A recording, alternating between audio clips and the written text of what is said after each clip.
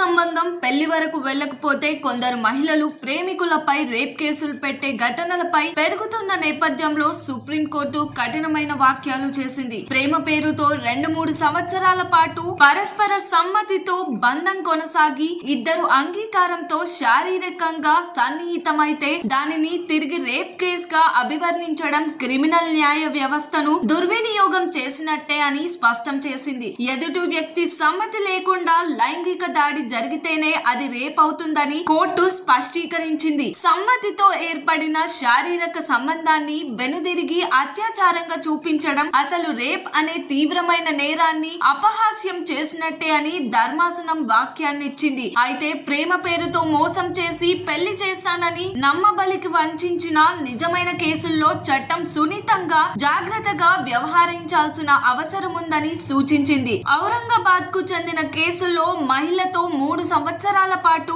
సంబంధం కొనసాగించిన వ్యక్తి పెళ్లి చేసుకునేందుకు మహిళ రేప్ కేసు పెట్టగా ఆ సందర్భాన్ని పరిశీలించి సుప్రీంకోర్టు ఈ కీలక వ్యాఖ్యలు చేసింది. ప్రేమ బంధాలు విఫలమైన ప్రతిసారి రేప్ కేసు లేదని, క్రిమినల్ కేసులను ప్రతీకార సాధనంగా వాడకూడదని కోర్టు హెచ్చరించింది. మరిన్ని న్యూస్ అప్డేట్స్ కోసం చూస్తూనే ఉండండి RLR TV.